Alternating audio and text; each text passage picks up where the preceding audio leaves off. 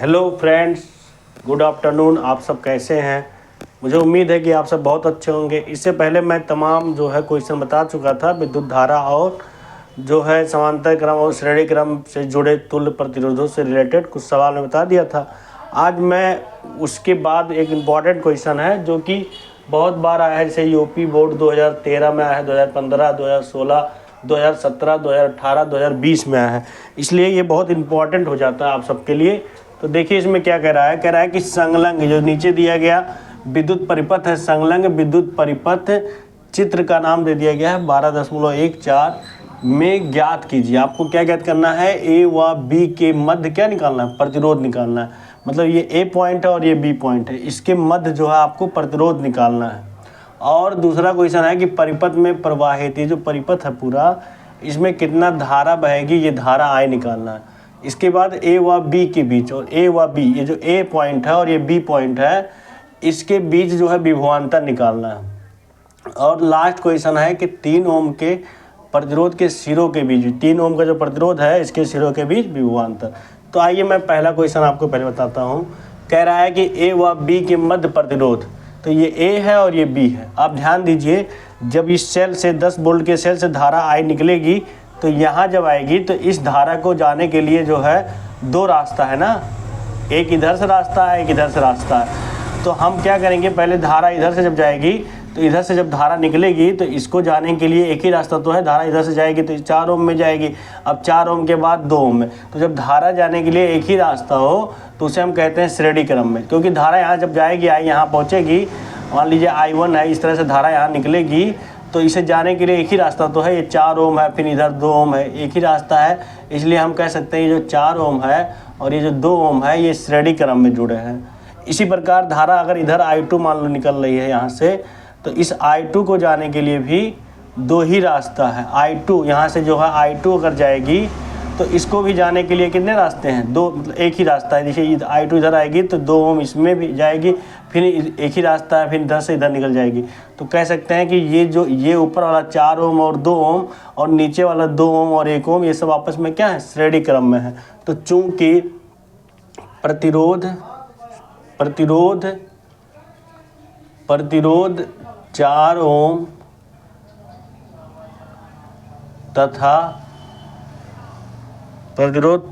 तथा 2 ओम समांतर क्रम में हैं, इसलिए इनका तुल्य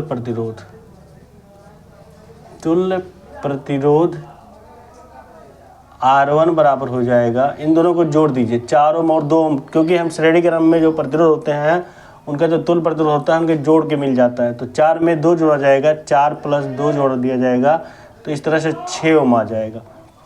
इसी प्रकार ये जो 2 ओम है और ये 1 ओम है ये भी श्रेणी क्रम है। इसी प्रकार प्रतिरोध 2 ओम तथा 1 ओम भी श्रेणी क्रम में जुड़े हैं, इसलिए इनका तुल्य जो तुल्य प्रतिरोध हो जाएगा इसे हम R2 नाम दे देते हैं, इन दोनों को जोड़ के, क्योंकि श्रेणी क्रम में जो प्रतिरोध होते हैं उनका योग हो जाता है।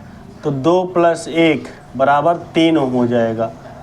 अब ध्यान दीजिए, ये इसको जो है ये इसको जोड़ लिया गया है, तो ये किसके पर? 4, मतलब 6 ओम के आगे ये तुल्य, 4 ओम और 2 ओम 6 ओम के तुल्य आ गया, और 2 ओम और 1 ओम 3 ओम के तुल्य आ गया। तो अब ध्यान दीजिए कि जो नया मिला है ये R1 और R2, मतलब 6 ओम, ऊपर का 6 ओम और नीचे का 3 ओम, ये आपस में समांतर क्रम में हो जाएंगे। चूँकि प्राप्त प्रतिरोध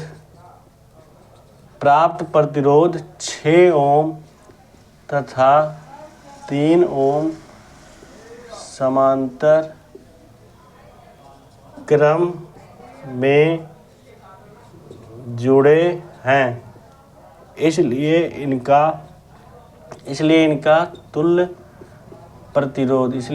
तुल्य प्रतिरोध हो जाएगा 1/R3 मान लीजिए। R3 इक्वल टू, देखिए समांतर क्रम में जुड़े हैं, जैसे 6 ओम और जो 3 ओम आ रहा है, ऊपर का 6 ओम और नीचे का 3 ओम, ये समांतर क्रम में हो जाएंगे। तो इनका तुल्य प्रतिरोध निकालने के लिए 1/R3 इक्वल टू 1/6 प्लस 1/3 हो जाएगा इस तरह से। अब देखिए इधर जो है 6 और 3, तो हम क्या करेंगे, 3 और 6 का लासा 6 होता है, तो ये 6 है, ये है। इसको 6 करने के लिए ऊपर नीचे क्या करेंगे, 2 से गुणा, 3 में 2 से गुणा करेंगे 6 आएगा नहीं आएगा, तो 1/6 प्लस 2/3 दो नहीं 6, तो इसको जोड़ दिया जाए तो 1 में 2 जोड़ दिया जाएगा 3, हर समान हो गया ना, समान भिन्न है इसमें 6, 3 1 कम 3 3 दो नहीं 6। तो इस तरह से आ गया 1/R3 इक्वल टू 1/2 आ गया। अब हमें R3 निकालना हो तो R3 बराबर हो जाएगा 2 हो जाएगा। R3 क्या हो जाएगा, 2 हो जाएगा। तो मुझे उम्मीद है कि आपको जितना मैं बताया हूँ ये समझ में आया होगा। अब इसके बाद मैं, आप सब इसका स्क्रीनशॉट ले लीजिए, इसके बाद मैं आगे बता रहा हूँ।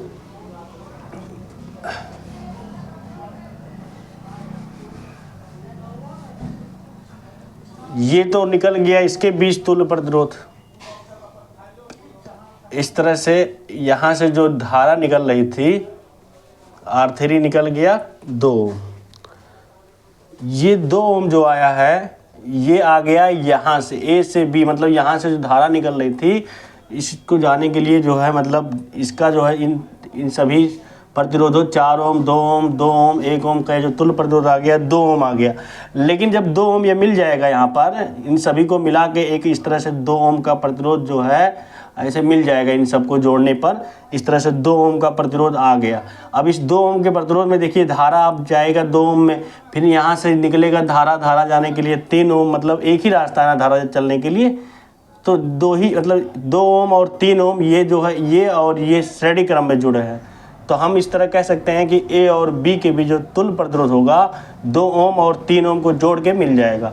तो हमें A और B के मध्य प्रतिरोध भी निकालना है, तो आता है A व B के मध्य प्रतिरोध बराबर, A व B के मध्य प्रतिरोध बराबर हो जाएगा R बराबर हो जाएगा, ये जो R3 है, मतलब ये जो 2 है और ये 3 है, 2 ओम प्लस 3 ओम, क्योंकि ये श्रेणी क्रम में हो जाएगा 2 ओम और 3 ओम, तो इस तरह से 5 ओम आ जाएगा।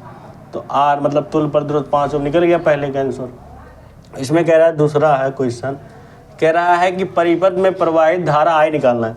ये जो परिपथ है, ये जो परिपथ दिख रहा है ना, ये इस परिपथ से ये जो सेल है 10 वोल्ट का, इससे जो है धारा कितना निकल रहा है, I कितना निकल रहा है। तो धारा निकालना, हमें क्या निकालना है, परिपथ में धारा, परिपथ में प्रवाहित धारा जिसे हम I से डिनोट करते हैं, I निकालना है। तो I बराबर होता है B/R होता है, I बराबर B/R। तो ये B कितना है, 10 वोल्ट है, 10 वोल्ट दिया है, और तुल्य प्रतिरोध कितना आया है 5 ओम, मतलब पूरे परिपथ का जो तुल्य प्रतिरोध आया है 5 ओम आया है। तो इस तरह से 5 1 कम 5 5 दो नहीं 10, 2 आ गया कि नहीं आ गया, ये 2 एम्पियर आ गया धारा, मतलब पूरे परिपथ में जो धारा है वो 2 एम्पियर है। इसके बाद हमें निकालना है A व B के बीच विभवांतर निकालना है, A व B के बीच विभवांतर निकालना है। तो A व B के बीच जो है प्रतिरोध कितना है, A व B के बीच प्रतिरोध 5 ओम है, और हमें विभवांतर निकालना है, और ये जो है एम्पियर है 2 एम्पियर। तो विभवांतर निकालना तीसरा क्वेश्चन हो जाएगा। A व B के बीच विभवांतर, A व B के बीच विभवांतर, A व B के बीच विभवांतर B बराबर हो जाएगा, B बराबर RI होता है। तो देखिए R का मान कितना है 5 और I का मान 2, तो 5 दूनी 10, ये 10 वोल्ट आया गया। लेकिन हमें निकालना है A व B के बीच ना, ये तो 10 वोल्ट, ये पूरे जो ये जो वोल्ट है, मैं चेक कर लिया कि ये जो पूरे सेल का जो विभवांतर है 10 वोल्ट है। लेकिन इसमें हमें क्या निकालना है, हमें निकालना है, सॉरी इसमें ध्यान दीजिएगा, हमें A व B के बीच विभवांतर निकालना है।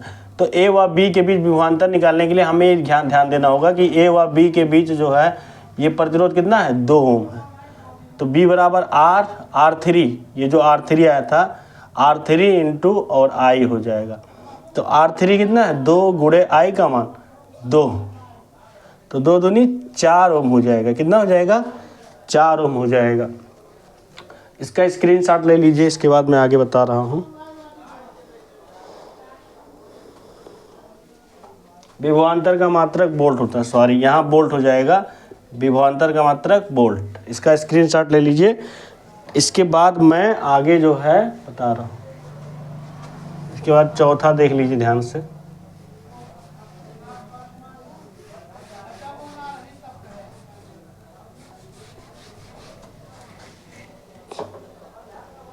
चौथा क्वेश्चन है इसमें, चौथा कह रहा है कि 3 ओम का जो प्रतिरोध है, ये 3 ओम के प्रतिरोध के सिरों का विभवांतर निकालना है। 3 ओम के प्रतिरोध के सिरों का विभवांतर निकालना है। देखिए धारा जो है यहाँ से निकल रही है ना, तो धारा जो है जब यहाँ, क्योंकि हम इसका जो है मतलब इन सभी का जो तुल्य प्रतिरोध है 2 ओम आया है, तो धारा कितना आया था? इस तरह से जो है धारा 2 आ गया था ना, धारा 2, तो इसमें धारा जो आई बहेगा वो 2 एम्पियर बहेगा। 2 एम्पियर जब धारा यहाँ बहेगा तो ये 2 एम्पियर धारा इसे बहते बहते बहते बहते आएगा, और इस जो है प्रतिरोध में भी आई का मान जो है 2 एम्पियर रहेगा, क्योंकि श्रेणी क्रम में जुड़े प्रतिरोध में धारा क्या होती है? समान होती है। तो इसमें भी 2 एम्पियर धारा बहेगी, और हमें इसके सिरों के बीच विभवांतर निकालना है। 3 ओम के प्रतिरोध के सिरों का विभवांतर निकालना है, तो आता है 3 ओम के प्रतिरोध के सिरों का विभवांतर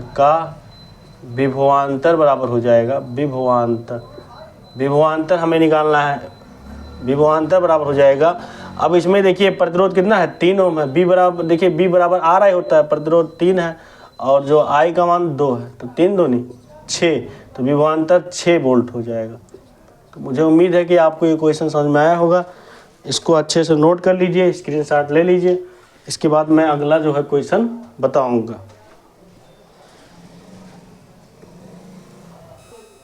देखिए नेक्स्ट क्वेश्चन, ये भी बहुत इंपॉर्टेंट है, बहुत ध्यान से समझिएगा, ये बहुत बार आया है बोर्ड में। कह रहा है, देखिए ध्यान से, कह रहा है कि 2 विद्युत प्रतिरोधों को श्रेणी क्रम में जोड़ने पर उनका जो तुल्य प्रतिरोध आ रहा है वो 25 ओम आ रहा है। कितना रहा है? 25 ओम आता है। इनको समांतर क्रम में अगर जोड़ा जाए, जोड़ने पर इनका जो तुल्य प्रतिरोध आ रहा है वो 4 ओम आता है। प्रत्येक तार का प्रतिरोध ज्ञात कीजिए। प्रत्येक तार का क्या निकालना है? प्रतिरोध। तो माना चालक के प्रतिरोध, माना चालक के प्रतिरोध क्रमशः R1 तथा R2 है, इसलिए श्रेणी क्रम में, अब देखिए मान लेते हैं कि जो है, माना जो चालक है, तार है, उसके प्रतिरोध क्रमशः R1 तथा R2 है, तो श्रेणी क्रम में क्या होगा? श्रेणी क्रम में जो है प्रतिरोध जो होता है, श्रेणी क्रम में जो तुल्य प्रतिरोध होता है उन प्रतिरोधों के योग के क्या होता है? बराबर होता है। तो श्रेणी क्रम में जो ये आया है 25 ओम, जो तुल्य प्रतिरोध आया है, वह जो चालक के जो प्रतिरोध है R1 R2, इनके योग के क्या होता है? बराबर होता है। ये 25 ओम है। इसे आप इक्वेशन नंबर फर्स्ट ले लीजिए, इक्वेशन नंबर फर्स्ट है। अब श्रेणी क्रम के लिए हो गया, और समांतर क्रम के लिए क्या हो जाएगा? समांतर क्रम, क्योंकि इसमें समांतर क्रम में भी जोड़ा गया ना, और इनको समांतर क्रम में जब जोड़ा जा रहा है तो जो तुल्य प्रतिरोध आ रहा है 4 ओम आ रहा है। कितना आ रहा है? 4 ओम। तो 1/R1 प्लस 1/R2 जो समांतर क्रम में जोड़ा जा रहा है, तो जो तुल्य प्रतिरोध आ रहा है 4 ओम आ रहा है। अब इन्हें सॉल्व कर लीजिए, इस तरह से तिरछा गुणा हो जाएगा, इसका गुणा इसमें हो जाएगा, इसका गुणा इसमें, फिर हर का गुणा होता है। तो R2 plus R1 into R2 हो जाएगी, नहीं हो जाएगा? 1/4 हो जाएगा। इक्वेशन नंबर इसे सेकंड दे दीजिए नाम। अब ध्यान दीजिए, जो है समीकरण फर्स्ट से देखिए, R1 प्लस R2 का मान कितना दिया है? 25 दिया है ना, तो आप समीकरण नंबर सेकंड में रख दीजिए। तो समीकरण फर्स्ट का मान समीकरण सेकंड में रखने पर रख दीजिए, R1 प्लस R2 का मान कितना दिया है 25/R1 R2 इक्वल टू 1/4 हो जाएगा। इसका गुणा इसमें होगा, इसका गुणा इसमें हो जाएगा। तो R1 इंटू R2 बराबर हो जाएगा 25 चौके 100 हो गया। अब जो है इसे जो है हम नाम दे देते हैं, इक्वेशन नंबर 3 नाम दे देते, या तो ऐसे ही रहने दीजिए। R1 R2 का मान निकल गया ना। अब हम क्या करेंगे, अब एक फार्मूला अब हम क्या करेंगे देखिए ध्यान से। अब जो है एक R1 माइनस R2 का होल स्क्वायर जो होता है बराबर होता है R1 प्लस R2 का होल स्क्वायर और माइनस 4R1 R2 होता है कि नहीं होता। देखिए R1 माइनस R2 का होल स्क्वायर होता है R1 प्लस R2 का whole square minus 4R1 R2 होता है। अब इसमें आप मान रख सकते हैं। देखिए R1 माइनस R2 का मान निकालना है, R1 माइनस R2 का होल स्क्वायर निकालना है। अब देखिए R1 प्लस R2 का मान कितना दिया है, R1 प्लस R2 का मान 25 दिया है, तो 25 का वर्ग हो जाएगा माइनस 4 इंटू, और R1 R2 का मान ऊपर से देखिए 100 आया कि नहीं, 100 आया है। तो इधर देख लीजिए अब R1 माइनस R2 का होल स्क्वायर बराबर दिया है। इसका पहले आप सब स्क्रीनशॉट ले लीजिए, तब मैं इसके बाद बताऊंगा तो अच्छा रहेगा। आप सब इसका स्क्रीनशॉट ले लीजिए, जो है इसका स्क्रीनशॉट ले लीजिए। इसके बाद मैं थोड़ा जगह हो जाएगा अच्छे से बताने के लिए, सही रहेगा।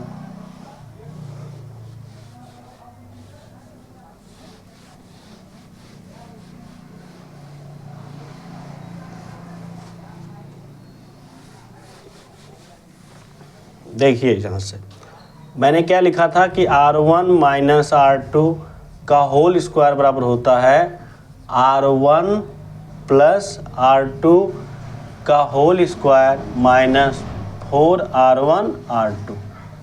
अब देखिए ध्यान दीजिए, R1 प्लस R2 का मान कितना दिया है 25 दिया है, तो 25 का स्क्वायर हो जाएगा और माइनस 4 इंटू, और R1 R2 का मान निकाले थे 100 निकाले थे हम, तो इस तरह से 25 का वर्ग करना है, तो 50 और 2 3 625 हो जाएगा, नहीं हो जाएगा, माइनस 400। अब घटा दीजिए, जो है 625 में से 400 घटा दीजिए तो 225 आ जाएगा। ये आ गया R1 माइनस R2 का होल स्क्वायर। हमें निकालना है R1 माइनस R2 निकालना है, स्क्वायर को इधर करिए, कार्डिम हो जाएगा 225। तो ये जो है आपका हो जाएगा 15 का वर्गमूल। 225 किसका वर्गमूल होता है 15 का। तो R1 प्लस R2 का मान कितना आ गया 15। इक्वेशन नंबर इसे 3 ले लीजिए।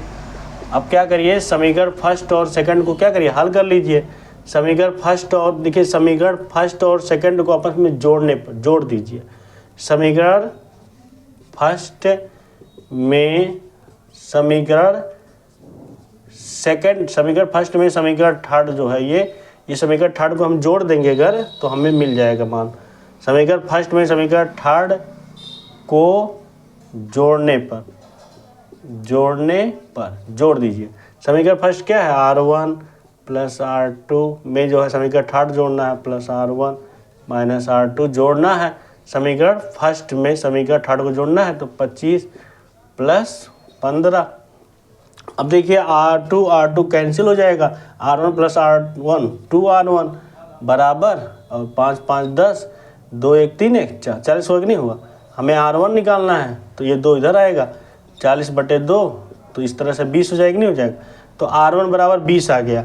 अब R1 का मान जो है समीकरण नंबर फर्स्ट में रख दीजिए, तो R1 बराबर 20 समीकरण फर्स्ट में रखने पर, समीकरण फर्स्ट में रख दीजिए। इस तरह से जो है यहाँ पर समीकरण फर्स्ट आपका क्या है, यही है R1 plus R2 equal to 25 है। हमें रखना क्या है 20 रखना R1 की जगह पे, तो 20 प्लस R2 बराबर 25। तो R2 बराबर 25, ये प्लस इधर आके माइनस हो जाएगा, 25 में से 20 गया 5, तो R2 बराबर 5 आ गया। तो हमें ये R1 R2 निकालना था, तो इसका स्क्रीनशॉट ले लीजिए। इसके बाद मैं लिख दे रहा हूँ जो हमें जो है प्रत्येक तार का प्रतिरोध निकालना था। तो इस तरह से प्रत्येक तार का प्रतिरोध 20 आता है, प्रत्येक तार का मतलब दोनों तार का जो प्रतिरोध है वो 20 ओम और 5 ओम है। तो इसका स्क्रीनशॉट ले लीजिए। इसके बाद मैं एक लाइन और लिखवा दे रहा हूँ, लास्ट में लिख दीजिए आंसर में कि अतः है,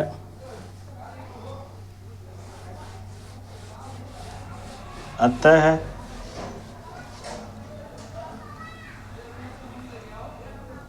अतः है,